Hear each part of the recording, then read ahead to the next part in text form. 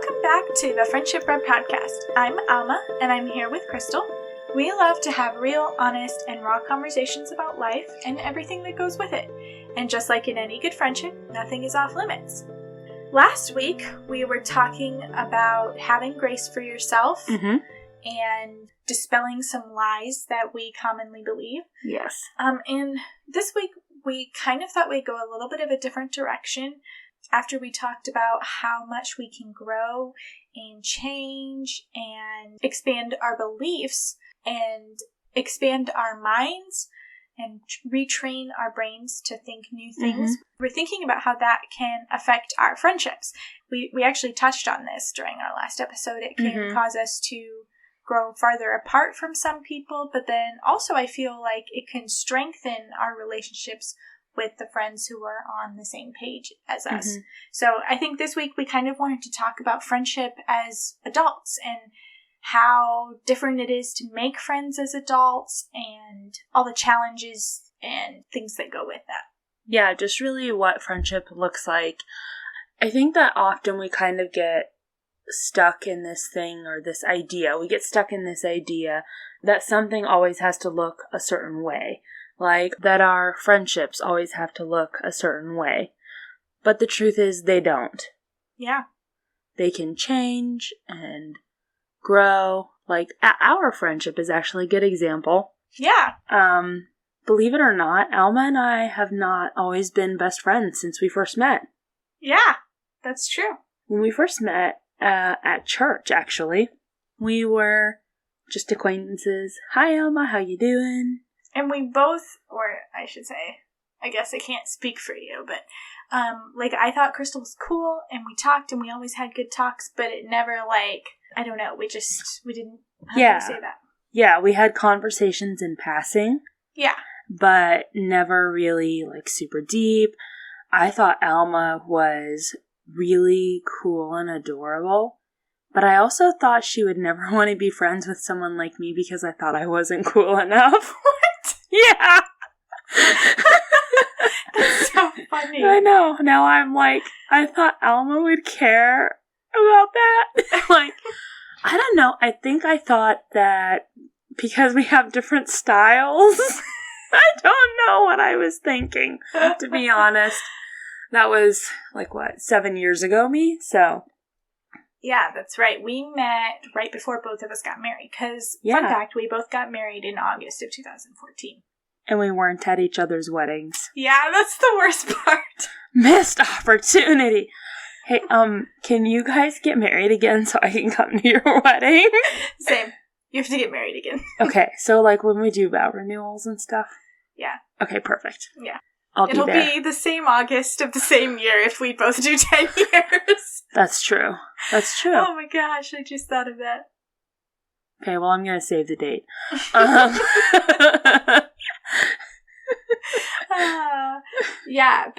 So we were just acquaintances for a while, and we, I came to your baby showers and things like that. I'm trying to remember when we really started to become friends. Yeah. Because we used to have conversations in church, and we liked each other, but it really wasn't a deep friendship. Yeah, it was more of we didn't really hang out outside of passing each other. And talking. I think we were at a few game nights. Yes, you're right. We had mutual friends, and we would get together and play board games. Yeah.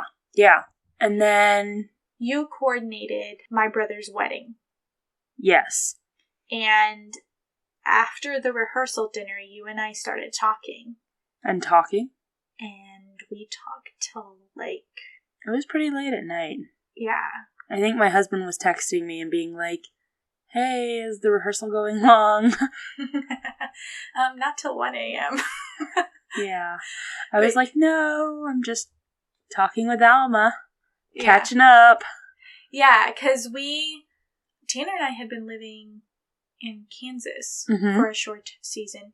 And so when we came back up and ended up moving back up to Ohio right after my brother's wedding. Yeah. And you hadn't had your third baby yet.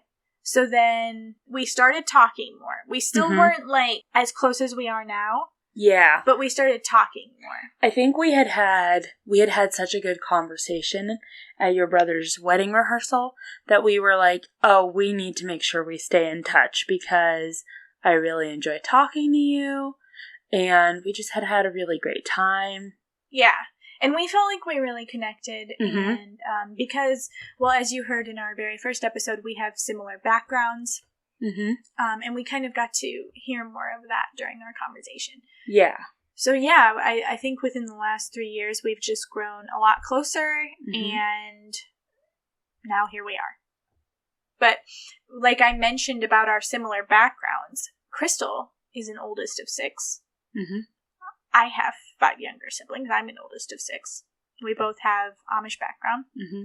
The difference there is that you're in a family of 2 girls and 4 boys, and I'm in a family of 4 girls and 2 boys.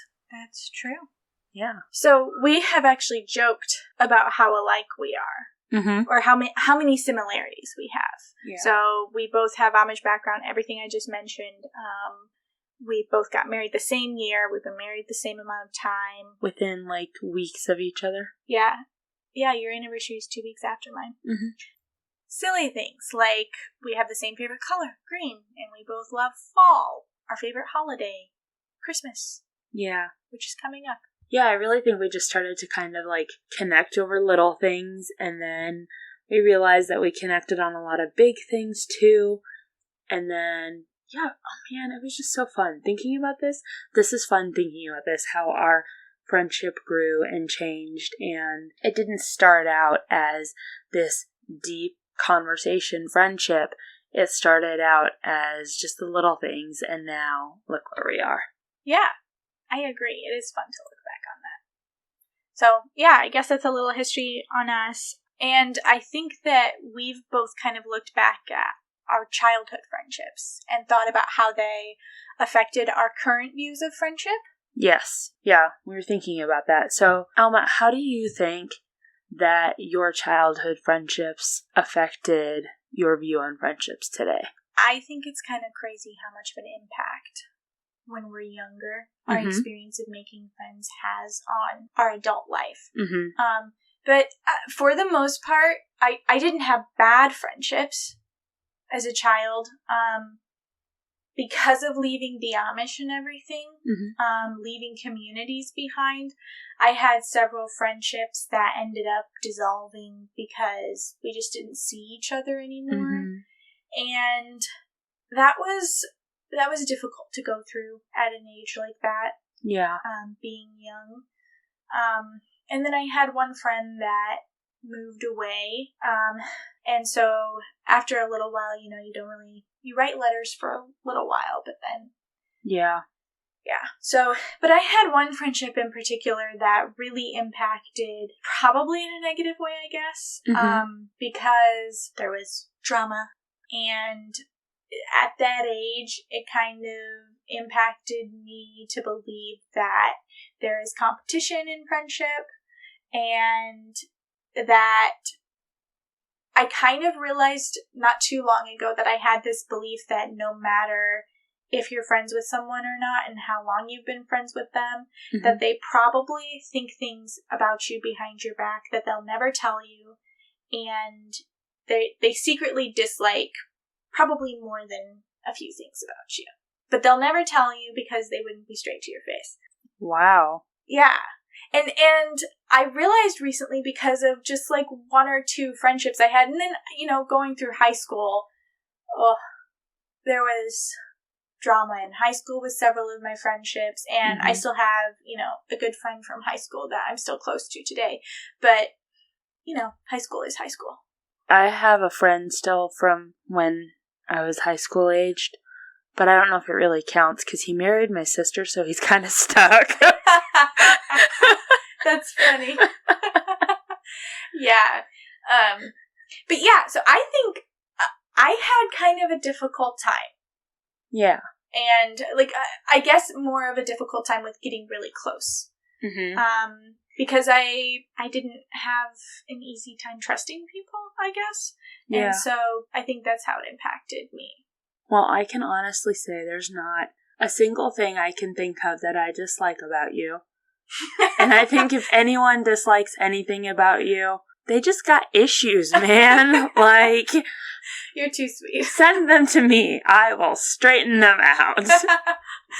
So, what was really interesting when we were talking about this before is that you kind of had a totally different experience than me. Yeah, when you brought up the topic of childhood friendships, and I was like, oh, yeah. And then you said something about negatively impacting you.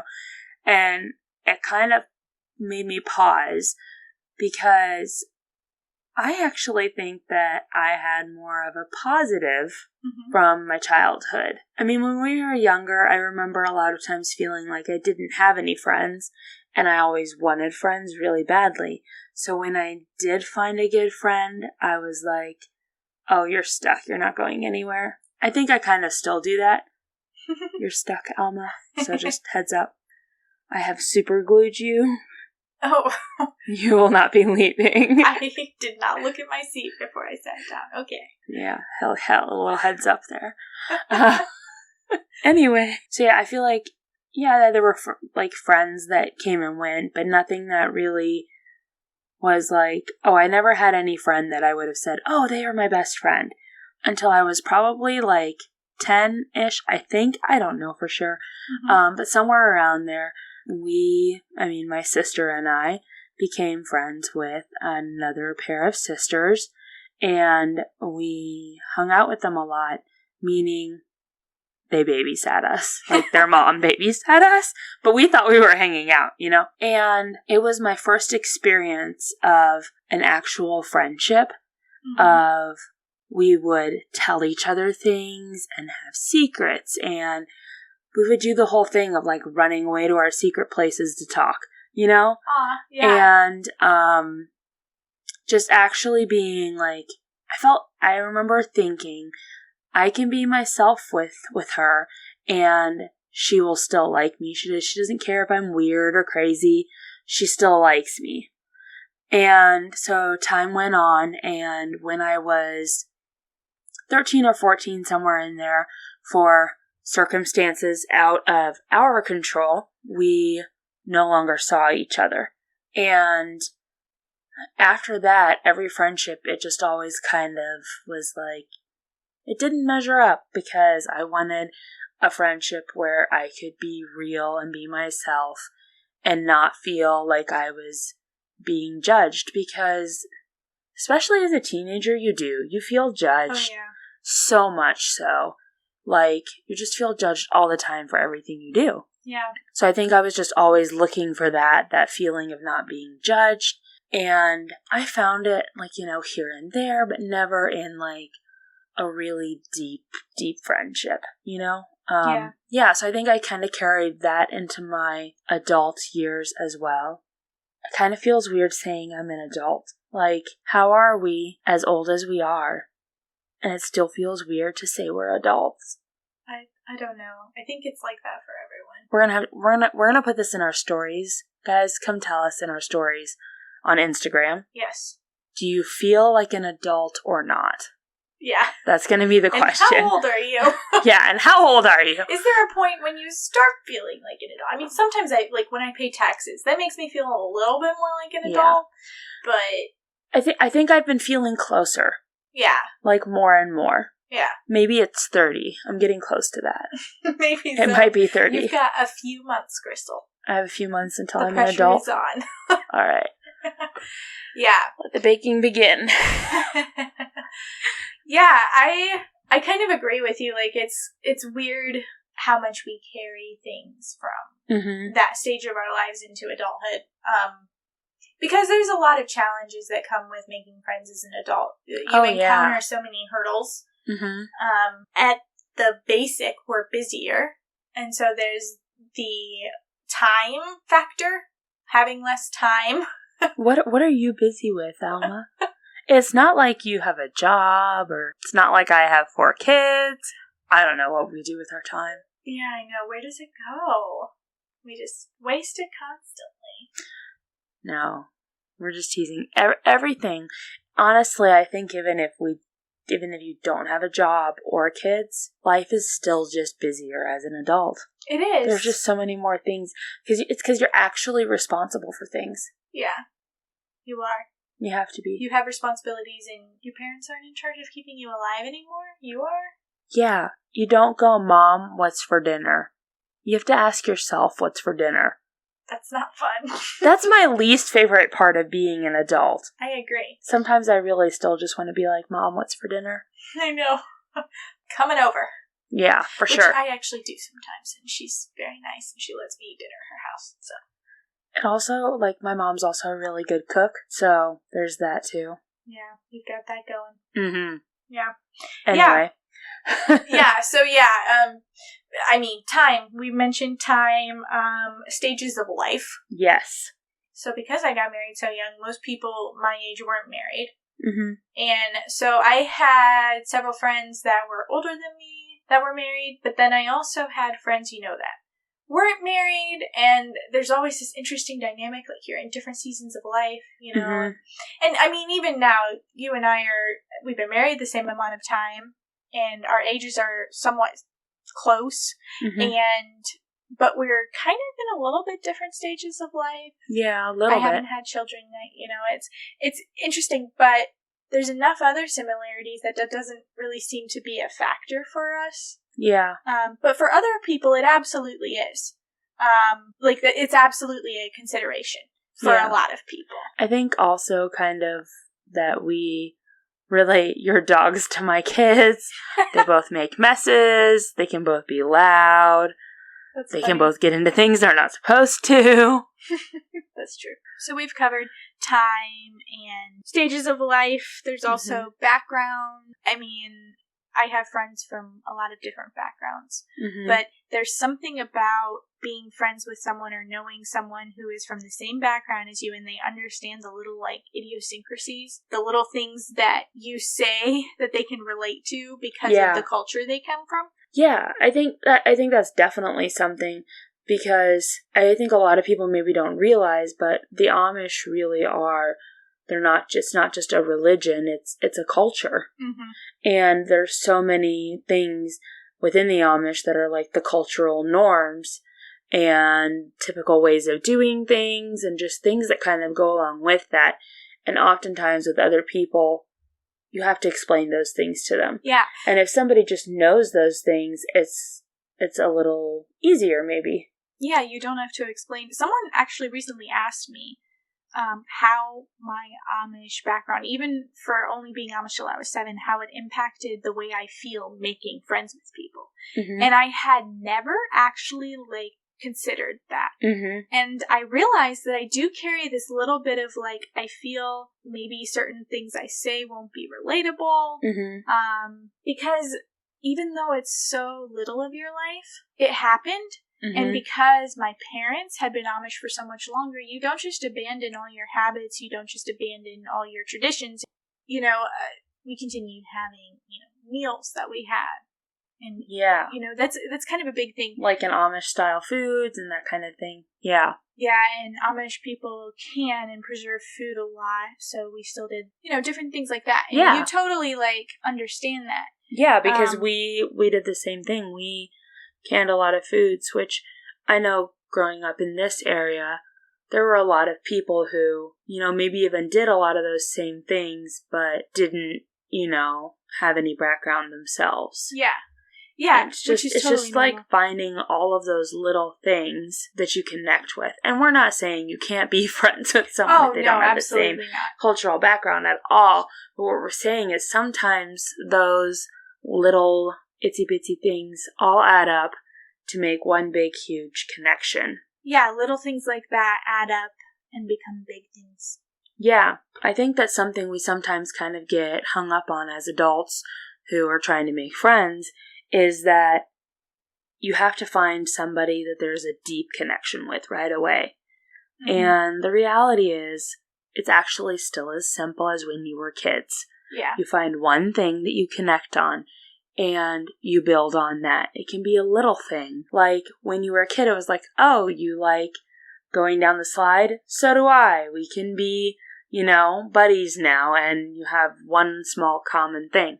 And then as you get older, it becomes different things, like, oh, you like the same style of music, or oh, you have this same hobby. It can just be small things like that. Yeah. And you build on that. So you start talking about those things, and then you build into a deeper conversation. Yeah, when you form a little connection with someone, then when you are talking, the more you're talking, you have more and more conversations, you find out more about the other person. A lot like dating, so.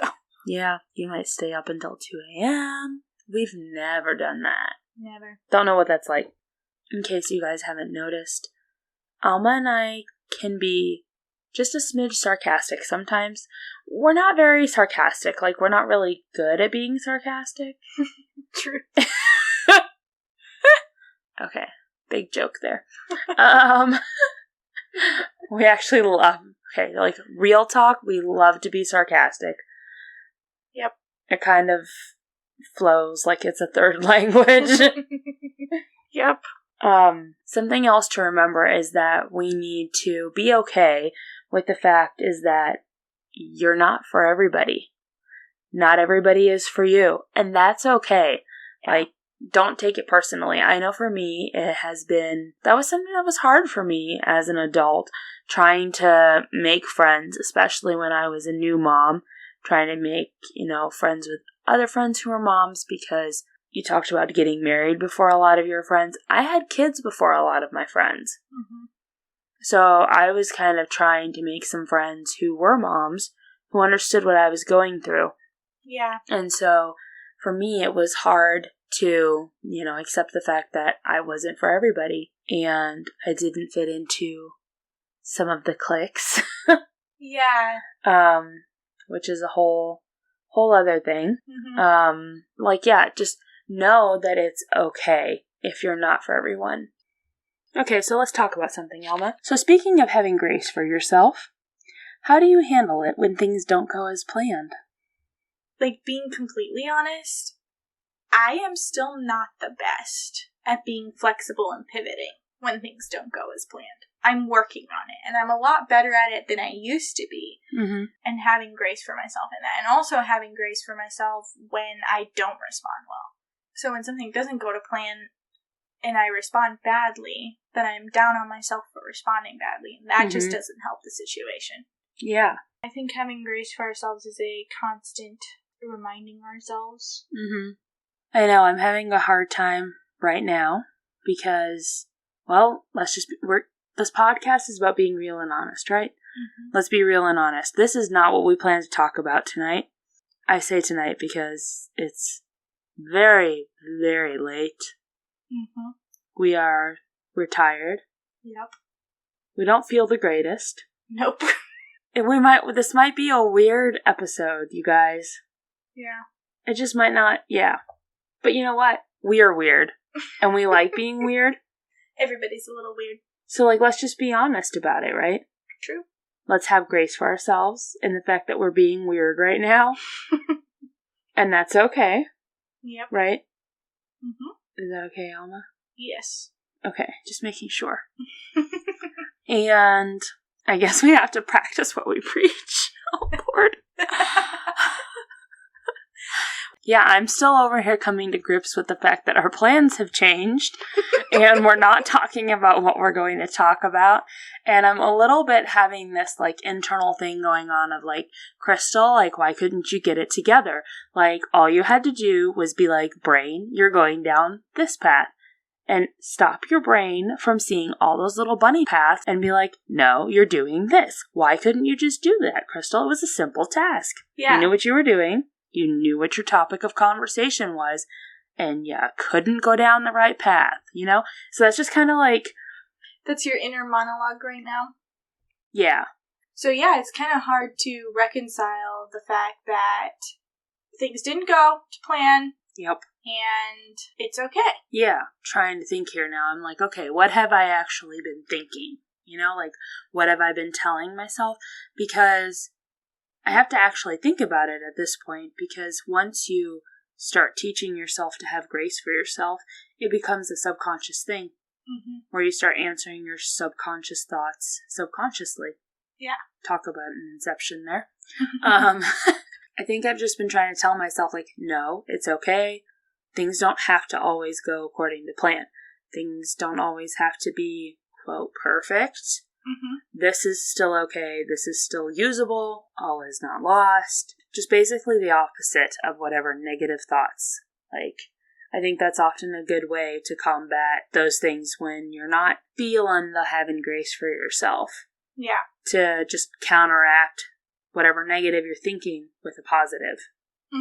I think what you just said kind of brings up for me one thing that was huge for me that kind of changed my mindset a lot is that you don't have to act on how you feel because your emotions don't have to control what you do. Oh my gosh. You saying that we don't have to act on how we feel, it reminded me of something that I was listening to another podcast. It's a podcast that inspires me a lot. And they were talking about how sometimes we feel certain things or we think a certain way, and how there is this part of our brain that actually doesn't recognize time. And when you speak to that part of your brain, you don't have to take time into consideration. Okay. My takeaway from it was that even if we don't feel a certain way, we can speak to that part of our brain and be like, you know, even if she was talking about like way in the past, but I'm thinking, how can we use that even in the present? Like if, you know, like when you're not feeling like having grace for yourself, you know what I mean? Like you're like, I know I should be having grace for myself in this moment, but I really don't want to. It's just too hard. Yeah. Sometimes you just gotta do it anyway. It's just that simple. It comes down to that. Yes. Like, okay, when you make that choice to just keep doing it over and over, even when you don't want to, even when it's hard and it sucks and feels impossible, because sometimes it does. But know that, like, making the hard choices and taking the hard steps now is going to manifest change for you down the road. Yeah, it's literally bringing the change into existence. Because you can't change without taking those steps. Right. And sometimes changing our thoughts is the biggest thing you can do to changing anything in your life. Because our thoughts are this constant feed in our brain. Think about it like a stereo or a radio or whatever that's always on. It's always in the background. If you think about, if you're a person who likes to listen to music, music can really affect your mood. So if you're listening to sad music, you might be sad. If you're listening to happy music, you might be happy. I know, it works like that for me. And if the stereo in your head is always playing negative things, what are you going to believe about yourself? You know, something you said reminded me of the story of the man who wanted to change the world. And he started doing all these things to change the world, and it wasn't working. So he decided, okay, maybe I'll change my state. But then he couldn't change his state either. And he was like, okay, maybe I can change my community. Still, you know, not much happening. Maybe I can change my family. And then he got really wise and he said, okay, I'll change me. Yeah.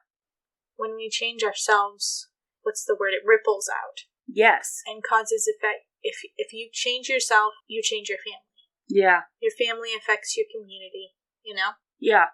And your community affects your town and your state, and it's a ripple effect. Yeah. What are some things we can do to help manifest a change like that? Not believing that our emotions are in charge of everything, kind of like I mentioned earlier. Yes. I think that's something that we've been taught, a perception, is that our emotions run us, and we are not in charge of our emotions, and that what we feel is what we feel, and we don't have any effect on how we feel.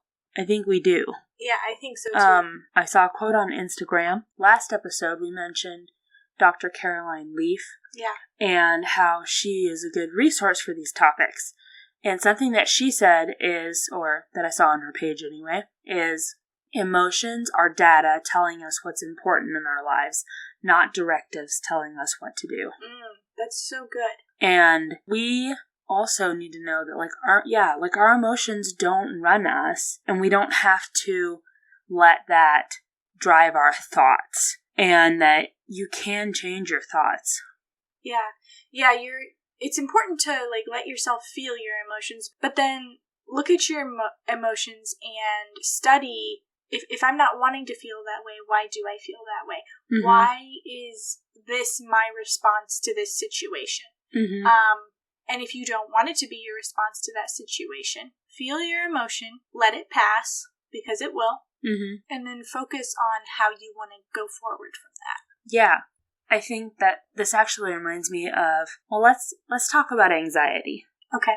In this, because I think that anxiety is often something that we feel like it runs us, mm-hmm. and we feel like we're out of control when anxiety hits, because it's such a panicked thing that it's very easy to feel out of control. Yeah. Something that I'm, full disclosure, I'm not good at this, but working on it, is someone that we follow, Carlos Whitaker, and he said, when I feel the anxiety coming, I invite it in, and then I invite it out. Mm. He says, I just say, oh, hi, anxiety. I see you're coming by for a visit. That's okay. Come on in. And then I say, okay, now it's time for you to leave. Yeah. And I speak to my anxiety. I think sometimes speaking to the things that are going on in our brains is a good thing to do. Speaking to those thoughts that we have going on. Yeah, I think you're absolutely right about anxiety feeling so overwhelming, and that is such a good response right there. Yeah, I really like his approach to it. I want to be fully honest that these are tips that he gave, because I did not come up with this. But he said a good way something that he used to overcome anxiety was to practice these things of reminding you that you are in control of your body. And I think I can see this helping with our thoughts too, actually, now that I'm thinking about this. And he said he'll do something he'll sit there and just take a minute, and he'll look at his hand, and he'll say, right hand, close. And he puts his hand into a fist. Mm-hmm. And then he'll say, right hand, open. And he opens it. And he does that with other body parts, eyes close, eyes open, things like that. Move your foot. And just practicing being in control of his body and reminding himself, I am in control of my body. Mm-hmm. And his body's response to the things that he's going through. Yes. So that when that anxiety comes or those negative thoughts come, I am in control. It is not in charge. The anxiety is not in charge. The negative thoughts are not in charge. The fact that things didn't go as planned, that's not in charge. The fear of messing things up, it's not in charge. I am in charge of my body and in control. And sometimes, I think in the culture that we grew up in, that can be hard to say I am taking control of my body, because there's kind of this thing that you're taught of being in control is a bad thing. Yeah, I think you're right. Even when it's your own body, even when it's your own thoughts. And, you're kind of just taught to go with the flow, because you don't want to make waves, you don't want to upset the egg basket. We've talked about that a little bit before. Yeah. But I think it kind of relates to this topic as well, mm-hmm. to where, we think that we're not in control of our thoughts and our bodies, but we really are. Yeah. So what do you do on the days when your negative thoughts get you so down that you're just really down on yourself? What can you do to combat the negative thoughts? Well, there's several ways I go about it. Mm-hmm. Not saying this happens every time, because sometimes I've let myself wallow. I think we've all done that. Yeah, but I try to remind myself, like we were just talking about, feelings are not in control of us. They're also temporary. Yeah. And so in just a few moments, or a few hours, or tomorrow, you will not feel this way. Mm-hmm. But yeah, if I want to get out of a funk, sometimes I'll turn on some music, mm-hmm. some upbeat music, or I'll start moving, honestly. Walking. Yes. The movement makes your body, I don't know how that works. I don't know the It science. increases your circulation. Yes. Yeah. I'll drink a bunch of water. Mm-hmm. Maybe this all sounds silly, but then... No, I don't think it does. Sometimes I also just need to get my mind off of whatever's going on, and I've called you in the past. Yeah. And been like, just like, not even to talk about any specific thing, just to kind of just chat. Yeah. And getting your mind off your current situation and seeing someone else's perspective is always good. It kind of sounds like what you're saying is that you do kind of like a systems refresh. Yeah. You kind of get your body moving and you get your circulation going. You're putting water in to make sure you're hydrated. You're listening to music that's upbeat. So you've kind of got this like, you know, like auditory, refreshing stimulation, upbeat thing going on. Yeah, that's actually a really good way of putting it. I think that sometimes when we let ourselves get into a funk, we don't realize that it's because we haven't really been taking care of ourselves. Mm-hmm. Because we are letting what's going on around us impact how we're feeling, and we kind of stop focusing on the basic things we need to do to feel good. Mm-hmm. And we, in a way, we're kind of letting our emotions control it in that way. Yeah. So it's kind of have to do like the human version of like turn it off and turn it back on. Yeah. Like, have you tried turning it off and turning it back on? Exactly. Yeah. Okay, let's start with that. Yeah. Yeah. Honestly, that is actually a very good, I've done that before. Now that I'm actually just being reminded of it, is just like to like take a second. And for me, it works better if I close my eyes so I don't see anything. And I just kind of visualize emptiness. It sounds kind of terrible, but hang on. Visualize some emptiness kind of, and just like try to clear my brain. Mm-hmm. And then start over. Yeah. That makes a lot of sense. And this, what we're talking about is reminding me, I was listening to a podcast episode by, it might have been the same episode that you're talking about, with Carlos Whitaker, when he had a guest. I think you're talking about Ruthie Lindsay. Yes, Ruthie Lindsay. She talked about on this podcast that she went through 7 years of her life of living in her bed because of a medical situation that happened to her, and she was in constant pain, so she didn't get out of bed. And the way she shared it, she was completely honest about how during that time she was not in a good mental space, and during that time she didn't see the purpose in it. Yeah. And for me, that really hit home, because I think oftentimes I like kind of look down on myself for the way that when I'm going through things, in the moment I don't have good perspective. And I look back at it and I think like, well, I should have like known that it was all going to work out. And I think that we often hear inspiring stories from people that are really inspiring and they're wonderful. And they're like, well, I went through this horrible thing, but the whole time I had really good perspective. Like, okay, maybe they don't say it that way, but they... Yeah, I know what you mean. Like, it sounds like the whole time they were like, oh, it's all going to be great. Yeah, and it's going to work out and things are going to end up being okay. Yeah. And I personally I'm really bad at that. I'm really bad at seeing, I'm getting better at it slowly, but I have been very bad at, in the moment when something bad is happening, having a good perspective and being like, no, everything's going to work out. I have tended to wallow in the past. And, more recently, I don't wallow as long. But I think when she shared that, it helped me to not place as much, or to not have as much guilt about how I have reacted to things in the past and how I haven't responded perfectly. Yeah. That's another aspect of having grace for yourself. Yeah, it is. Yeah. Because, as we've said a bajillion times, we grow and we change, and we look back at those times and we say, wow, it's incredible how far I've come. Yeah. I feel like there's a couple of things that we just keep repeating, but I think it's because it's so important and it's such a common thing. Like, it just like relates to all of it. Like, have grace for yourself. Sometimes it feels impossible, but like change really is possible. Yeah. And it also made me think of, I think in our last episode, you said something about reminding yourself that your life isn't going to look the same a year from now. Yes. And I think that that's something that we can also do in those moments is remind yourself an hour from now, things might look completely different.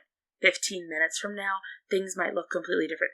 Like, whatever time period is applicable to what you're going through, 3 hours, whatever you have to tell yourself a day, it doesn't matter. Whatever works for your situation, remind yourself it's going to look different. Yeah. And that there is another side to this. I think that that is such a big thing. And I know for me, it is really hard sometimes when something is happening. Like, let's say, for example, my kids aren't listening and everything is feeling like chaos. In the moment, it is so hard to stop and remind ourselves that tomorrow is another day. Yeah. And it's going to look different in the morning. It's going to look different tomorrow. It's going to look different after they've been fed or whatever. Like, all of those things. It's just, I think it's so important to keep reminding ourselves to do those things. Yeah, I agree. So yeah, we haven't ended up talking at all about what we were originally planning on talking about. Who knows? Maybe next week we will actually be continuing our original conversation. I think that this happens a lot with life too, just like the ebb and flow of things, and sometimes things happen, sometimes they don't.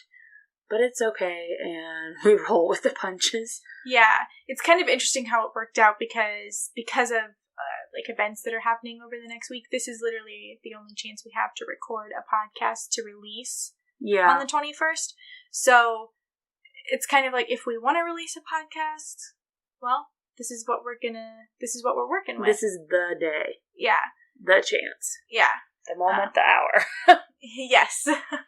So sorry if this is a little all over the place and you guys are confused, but hopefully our little ramblings with each other have at least been entertaining. Yeah, I think that our hope is always to, number one, encourage you. Hopefully inspire you, number two. And number three, if we can't do any of those, if we can at least make you laugh, I mean, yeah, I think that's pretty good. Speaking so too. Of laughing, though, did I tell you about something new I learned today? No. Yeah, I learned this really cool trick. Are you ready? I guess so. Okay, so I learned if you turn a canoe over, you can actually wear it as a hat. What? Yeah, because then it's capsized. Oh my goodness, that's amazing. I can't wait to tell my kids that joke tomorrow. I couldn't tell it to them today because they would have told you as soon as you got here. Because they're going to love it. Capsized canoe. I'm picturing you with a canoe on your head now. I had a feeling that might be happening just by the way you looked at me. You were like... You kind of had this look on your face, and I just had a feeling. That's so funny. Oh my gosh. Anyway, if you've hung on this long for this episode, thank you so much. Yeah.